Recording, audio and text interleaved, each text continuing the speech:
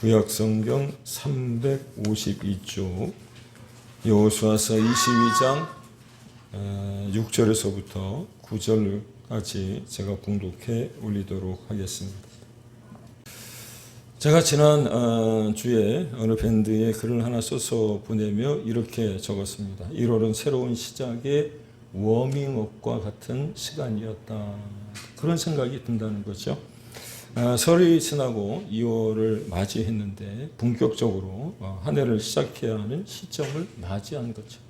그러다 보니까 우리 모두가 복을 받아야 할 것 같지 않습니까? 우리 마음 가운데 지난주에 함께 말씀을 나누었던 것처럼 복을 받아야 할 것 같기에 또 복을 어떻게 하면 받을 수 있을까 그렇게 소망하고 있다면 우리가 말씀을 통해서 하나님의 복을 어떻게 받을 수 있는지 좀 생각해 봐야 된다는 거예요. 그렇습니다. 세상 사람들이 주는 것처럼 우리가 설에 새해 복 많이 받으세요 라고 같이 인사를 했는데 우리 그리스도인들이 카톡이나 때로는 문자를 통해서 다른 사람들에게 안부를 전할 때 설 인사를 할 때 하나님이 주시는 하늘의 복을 많이 받으시라고 그렇게 여러분 보내지 않았나요? 사랑하는 여러분, 하나님이 주시는 하늘의 복, 올 한 해, 이 새해에 듬뿍 받을 수 있기를 예수님의 이름으로 축복합니다. 그래요. 성경 안에는 하나님의 자녀들을 향한 축복의 말씀들이 굉장히 많아요. 그 가운데 몇몇 구절들의 말씀들을 인용해서 여기 서 있는 목사가 예배를 시작하며 또 여러분들에게 축복할 때가 있다라고 하는 겁니다. 오늘도 예배를 시작하면서 민수기 6장 24절, 25절, 26절의 말씀으로 여러분들에게 축복했는데 여호와는 내게 복을 주시고 너를 지키시기를 원하며 여호와는 그의 얼굴을 내게 비추사 은혜 베푸시기를 원하며 여호와는 그의 얼굴을 내게로 향하여 드사 평강 주시기를 원하노라 할지니라 하라. 아멘. 이런 말씀을 우리가 성경을 읽다가 만나게 되면 굉장히 기분이 좋을 수밖에 없다라고 하는 거죠. 그 외에도 많은 구절들을 소개할 수 있지만 한 구절을 더 들어서 여러분들에게 소개한다면 로마서 15장 13절 앞에 보시는 말씀입니다. 소망의 하나님이 모든 기쁨과 평강을 믿음 안에서 너희에게 충만하게 하사 성령의 능력으로 소망이 넘치게 하시기를 원하노라. 아멘. 이 말씀 그대로 믿음 안에서 기쁨과 평강이 여러분에게 올 한 해 가득하며 성령의 능력으로 소망이 넘치시기를 다시 한번 예수님의 이름으로 축복합니다. 아멘. 오늘 여러분들과 같이 읽었던 봉독했던 여호수아서 22장 6절에서 9절의 말씀도 마찬가지입니다. 여호수아가 르벤 지파와 갓 지파와 므낫세 반 지파 어디서 많이 들어보셨죠?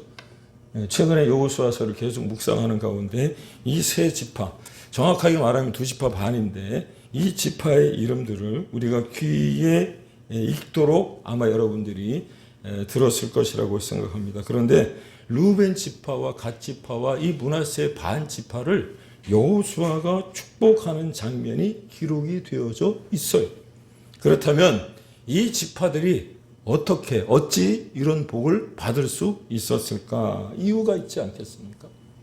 그렇습니다. 하나님께서 이스라엘 백성들과 열조들에게 맹세한 대로 가나안 땅을 그 이스라엘 12지파에게 기업으로 주셨어요. 그리고 그 땅을 차지하게 하셨을 뿐만 아니라 안식을 주셨다라고 하는 거죠. 그리고 오늘 본문 바로 앞에 기록된 여호수아서 21장 43절에서부터 45절에 보면 특별히 여호수아서 21장 45절에 보면 이런 말씀이 하나 기록이 되어져 있습니다. 여호와께서 이스라엘 족속에게 말씀하신 선한 일이 하나도 남음이 없이 다 응하였더라 라고 말합니다. 그래요? 이스라엘이 가나안을 정복하기 시작한 후에 하나님이 약속하신 그대로 발로 밟는 그 모든 땅을 이스라엘에게 주셨다라고 하는 거죠. 하나도 남음이 없다고까지 기록하고 있지 않습니까? 그런데 이스라엘 백성들이 가나안 땅 모두를 차지하기까지 수고하고 애쓴 지파가 있었다는 거예요. 그 지파가 어디입니까? 르우벤 지파와 갓 지파와 므낫세 반 지파. 생각이 나시나요? 혹시 1월 달에 여러분 말씀을 함께 묵상했을 때 여호수아서 5장 제가 여러분들과 함께 은혜를 나누었는데 이미 요단 동편 땅을 분배받았던 이 지파들 아닙니까? 그런데 그들이 모세와의 약속, 아니 하나님과의 약속대로 자신들의 기득권을 내려놓고 가나안 정복 전쟁을 위해서 최전방에 나가서 선봉에 섰다라고 하는 것 기억나시나요? 그런 일이 있었대? 혹시 또 뭐 이렇게 생각하는 건 아니죠? 아마도 기억을 하실 것 같은데 그들이 아끼던 가족과 식솔들 그리고 가축들은 요단 동편에 두고 사진에 보시는 것처럼 나머지 지파가 있는 요단 서편으로 이 세 지파, 두 지파 반이 건너와 최전방에 선봉으로 서서 전쟁을 치렀다라고 합니다. 그런데 가나안 정복 전쟁을 위해 선봉에 섰던 이 두 지파 반이 이 지파들이 이제 전쟁을 마치고 자기 지파로 돌아갈 때가 되었을 때 여호수아가 축복한 거예요. 왜냐?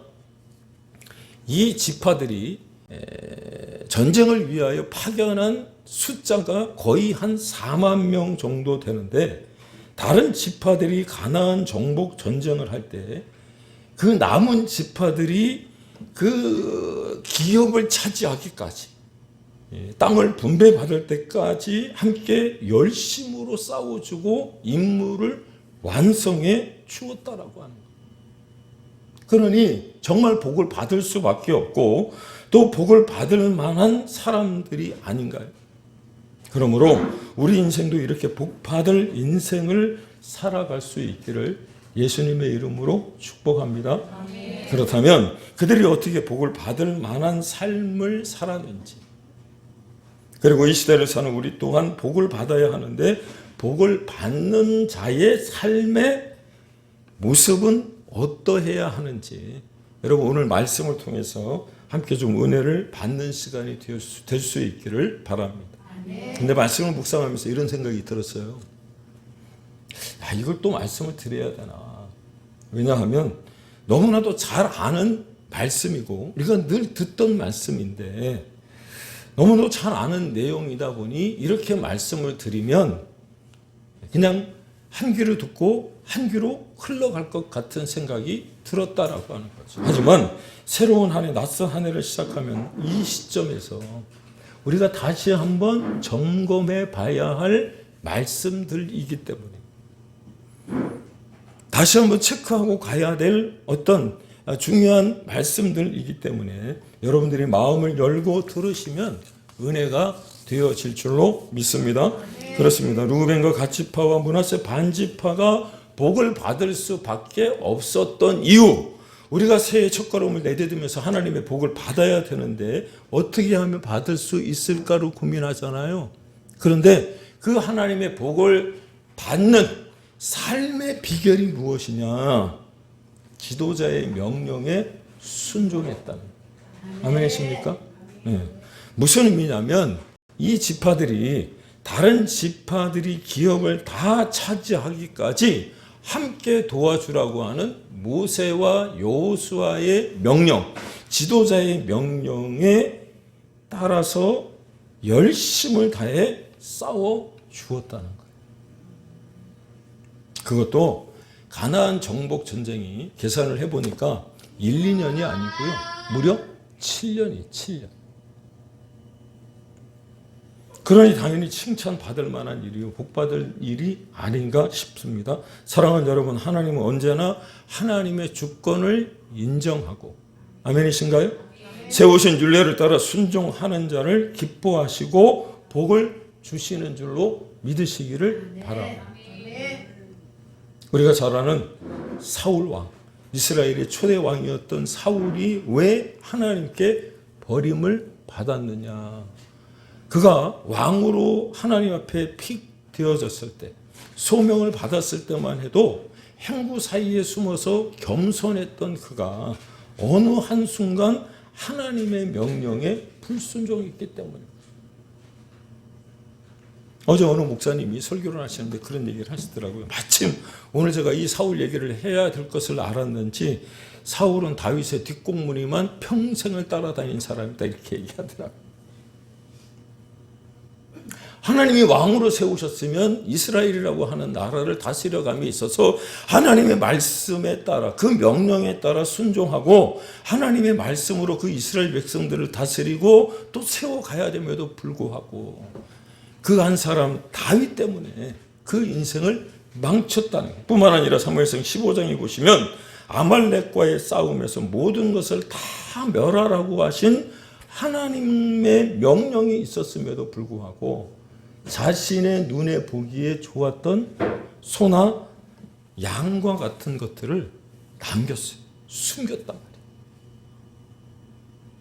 그때 하나님께서 사울을 왕으로 삼은 것을 후회하신다 말씀하시며 사울을 통해서 했던 유명한 말씀 한 구절이 있죠.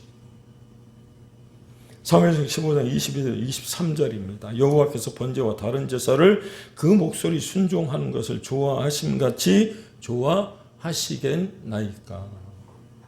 순종이 제사보다 낫고 듣는 것이 수양의 기름보다 나으니 이를 거역하는 것은 사술의 죄와 같고 완고한 것은 우상에게 절하는 죄와 같음이라. 예배라고 하는 것은 이 시간에 모여서 함께 같이 예배를 드리는 것도 여러분 예배이겠지만 오늘 이 예배를 참석하기 위해서 집에서부터 준비하는 것 그리고 오늘 예배를 드리고 세상 가운데 나가서 내 삶이 예배가 되어지는 것 그게 바로 예배예요. 예배. 동의하십니까? 네. 그런 어떤 순종이 필요하다라고 하는 거죠. 그런데 하나님께 순종하지 않았던 사울의 죄가 얼마나 컸는지 불순종의 죄가 얼마나 컸는지 이 사무엘상 15장 23절에 뭐라고 이야기를 하고 있느냐면 사술의 죄와 같고 완고한 것은 우상에게 절하는 죄와 같아서 왕이 여호와의 말씀을 버렸으므로 저버렸으므로 여호와께서 왕을 버려 왕이 되지 못하게 하셨다 그렇게 말씀.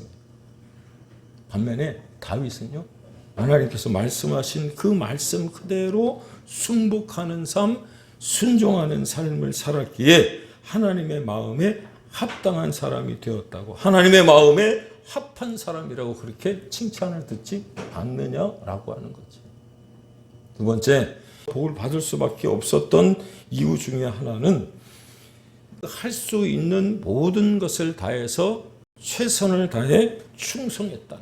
3절을 보니까 하나님의 말씀을 청종하며 오랜 동안 충성을 다했다라고 하는 것을 짐작하게 하지 않습니까? 오늘날까지 오래도록 너희가 형제를 떠나지 아니하고 오직 너희 하나님 여호와께서 명령하신 그 책임을 지키도다. 무려 몇 년이요? 7년 동안. 오래도록 충성했다. 충성. 한번 생각해 보세요. 그리운 가족을 떠나서 7년이라고 하는 그 시간을 하나님의 말씀에 순종하며 충성한다는 것 여러분 쉬운 일 아니에요. 그럼에도 그들은 그 어려운 일을 해냈다라고 하는 겁니다. 그래요? 사랑하는 여러분, 하나님이 사람을 쓰시는 기준이 무엇이냐면 마태복음 25장 21절에 보시면 그 주인이 이르되 잘하였도다 착하고 충성된 종아 내가 적은 일에 충성하였음에 내가 많은 것을 내게 맡기리니 내 주인의 즐거움에 참여할지니라.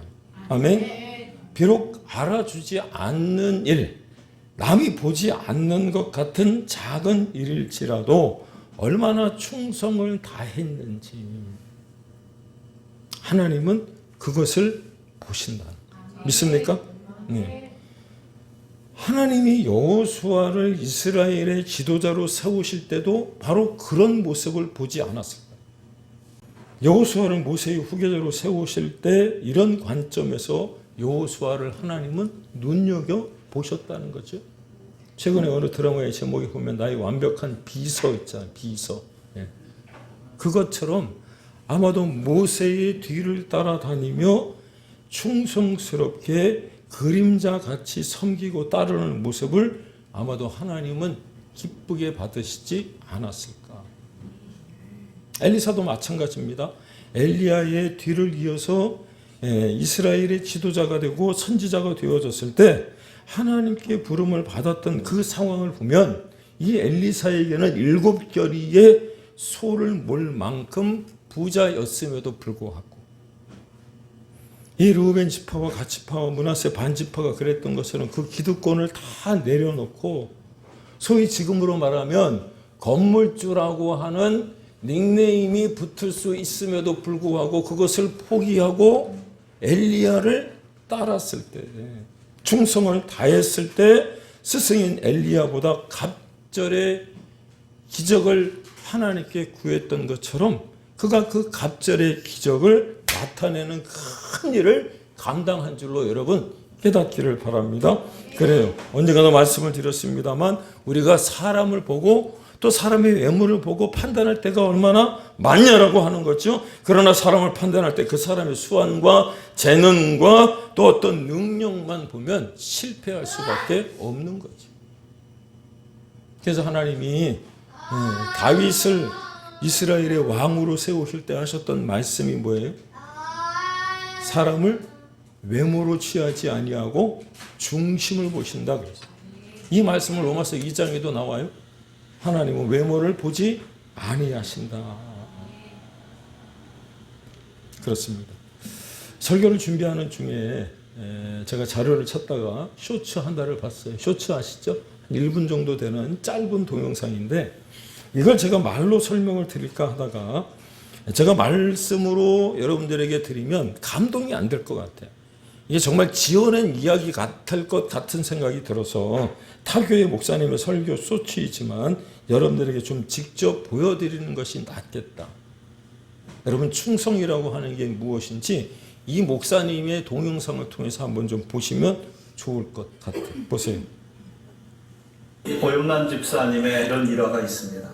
언제 예수님이 오셔도 우리 집에 있는 설렁탕 그대로 주님 앞에 드려도 부끄럽지 않은 설렁탕으로 내가 내놓으리라. 좋은 뼈로 10시간을 끓여야 뽀얀 국물이 나온다고 합니다. 하루는 설렁탕을 10시간을 끓였는데 뽀얀 국물이 아니라 누런 국물이 나오더래요. 뼈 대주는 사장님에게 연락을 했답니다. 아이고 물건이 비켰나 보네요. 사장님 거기다가 풀이 넣으세요.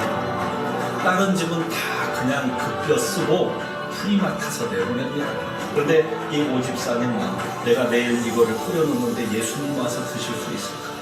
그 다음 날 문을 닫으셨다고. 언제든지 예수님 찾아와도 부끄럽지 않은 설렁탕 한 그릇 만들어냅니다. 네, 잘 보셨나요? 네, 설렁탕 하는 것을 파는 그 식당에서도 예수님이 드실 것이라는 마음으로 그 설렁탕을 끓여내다 보니 누가 보던 보지 않다. 네. 내가 만든 설렁탕 누가 드신다고요? 예수님이 드신다라는 마음으로. 네, 모든 식당이 다 그렇지는 않겠지만 제가 이 식당이 어딘지 한번 좀 찾아보고 가보고 싶은 생각마저도 들었어요. 저 정도면 얼마나 맛있을까. 정말 별것 아닌 것 같이 여겨지지만 저는 이 동영상을 보면서 누가 보던 보지 않던 자신에게 맡겨진 그 일에 최선을 다하는 충성됨을 바라보면 그 사람을 평가할 때 틀림없지 않을까. 그래서 고린도서 4장 2절에 뭐라고 말씀하시느냐면 맡은 자들에게 구할 게 뭐라고요? 충성이랍니다. 충성. 그렇습니다. 지식적으로 모자라는 것은 공부 많이 한 사람을 데려와 머리를 빌리면 되지만 충성된 마음은 결코 빌려올 수 없다는 것. 여러분 기억하시면 좋을 것 같습니다. 충성된 마음을 가진 사람은 어디서 데려올 수가 없는 것. 그래서 하나님 무엇을 보신다고요? 중심을 보신다. 사랑하는 여러분, 직장에서나 사업장에서나 교회에서 그리고 그 어디서나 충성을 다하시길 바랍니다. 누가 나를 안 보는 것 같아도 충성을 다하면 반드시 인정받게 되고 빛을 발하게 되는 줄로 믿습니다. 우리나라에 아주 유명한 손모라고 하는 교수가 이런 이야기를 했습니다. 충성된 것은 국경이 없이 다 통하더라. 옳은 이야기 아닐까요? 그렇다고 한다면 우리를 지으시고 심사를 통촉하시는 하나님이 충성된 것을 보시는 것은 너무나도 당연하다. 시편 101편 6절에 뭐라고 말씀하시냐면 내 눈이 이 땅에 충성된 자를 살펴 나와 함께 살게 하리. 아멘이신가요? 네. 하나님과 함께 살 수 있는 사람은 어떤 사람이라고요? 충성된 사람이라. 완전한 길에 행하는 자가 나를 따르리니. 이 완전하다라고 하는 표현이 어디에서 근거가 되어집니까? 충성이라고 하는 단어에서 나오는 거죠. 충성된 자만이 하나님 곁에서 하나님의 일을 희중 들게 되어지는 줄로 여러분 믿으시기를 바랍니다. 세 번째, 이 루벤 지파와 갓 지파와 므낫세 반 지파가 복을 받을 수밖에 없었던 비결, 아니 우리가 한 해를 살아가면서 하나님께 복을 받기를 원하는데 그 복을 받는 비결이 무엇이냐면 자신들의 책임을 완수했다는 것. 3절 하반절입니다. 오직 너희 하나님 여호와의 명하신 그 책임을 지키도다. 그렇습니다. 이 지파들이 자기들에게 맡겨진 일에 대하여 소홀히 대하지 않았다는 거예요. 책임을 다했다는 거예요. 자기네의 기업으로 얻을 땅도 아니고 형제가 기업을 얻는데 하나님이 명령하신 그 명령을 지키기 위하여 7년 동안 그 누구도 알아주지 않을 것 같은 그 시간, 그 세월을 책임 완수해내는 이들이 복을 받을 수밖에 없는 것 아니냐라고. 사랑하는 여러분, 이 시대를 한번 바라보십시오.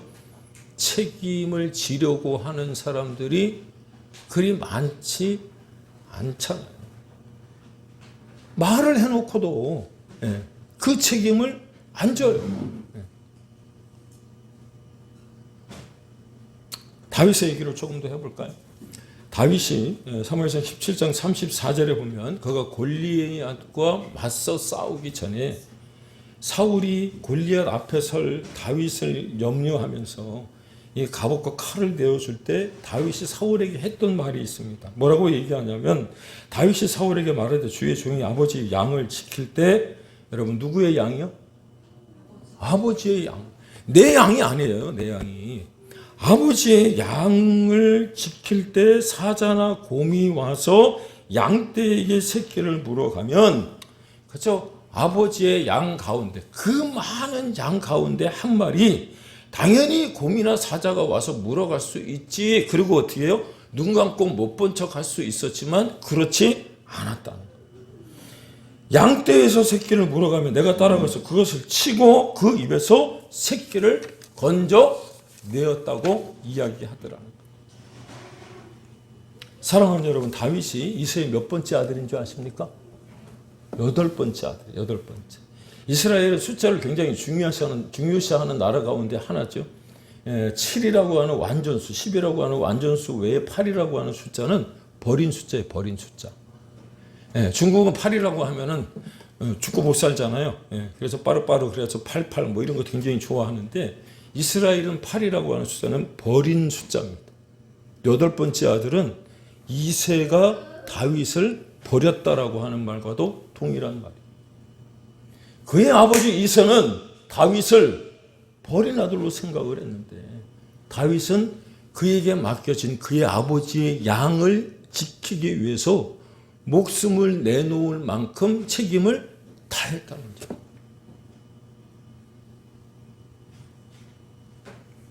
다윗의 기사가 실린 같은 본문이 사무엘상 17장 17절에 18절의 말씀을 보면 제가 본문에 올려놨습니다. 이렇게 되어 있어요. 이새가 그의 아들 다윗에게 이르되 지금 내 형들을 위하여 이 볶은 곡식 한 에바와 이 떡 10덩이를 가지고 진영으로 속히 가서 내 형들을 주고 이 치즈 10덩이를 가져다가 그들의 천부장에게 주고 그 형들의 안부를 살피고 증표를 가져오라. 그때 사울과 그들의 이스라엘 모든 사람들은 엘라 골짜기에서 블레셋 사람들과 싸우는 중이더라. 우리는 이 본문이 블레셋과의 전쟁 그리고 골리앗과의 싸움 때문에 묻혀져 있지만 여러분 볶은 곡식 한 에바와 떡 10덩어리 치즈 10덩어리의 무게가 몇 킬로나 되느냐면 환산을 해보면 20킬로예요. 쌀 20kg 여러분 그 농협에서 사갖고 여러분들이 집에 가는데도 막 낑낑거리고 가잖아요. 그런데 예루살렘에서부터 엘라 골짜기까지의 거리가 어디냐면 24km. 여기서부터 수소까지 가는 거리. 그 20km, 그 15살, 16살 먹은 어린 청소년이 아버지가 시킨 그 도시락. 우리가 생각하는 이 겨울에 난로 위에 올려놓은 벤또 생각하지 마시고 20kg의 그 무게를 해당하는 그것을 가지고 끝까지 엘라 골짜기까지 가는 거예요. 사랑하는 여러분, 책임이라는 말은요, 영어 단어로 responsibility입니다. 그런데 이 리스판드라고 하는 단어와 에빌리티라고 하는 합성어입니다. 대답하는 능력이죠. 그런데 또 다른 의미가 무엇이냐면 대답하고 나서는 이라고 하는 의미가 있어요. 우리는 대답은 찰떡같이 하죠. 근데 뒤돌아서고 나면 말을 안 들어요. 책임을 질지 않으려고 그래요. 물론 여기 계신 분들은 한 분도 그런 분이 안 계십니다. 그런데 무슨 일을 맡기면 예, 내가 하겠습니다 라고 용감하게 나서서 일하는 자가 어떤 사람이냐고? 책임지는 사람.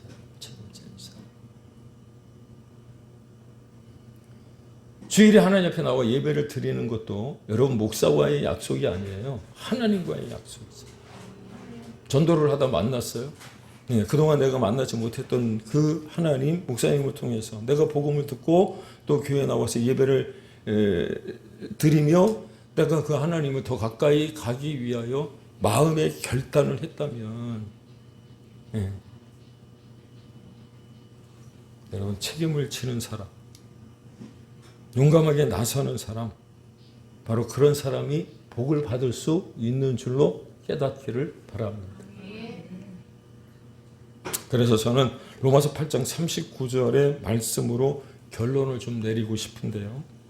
로마서 8장 39절 높음이나 깊음이나 다른 어떤 피조물이라도 우리를 우리 주 예수 그리스도 안에 있는 하나님의 사랑에서 끊을 수 없는 일을.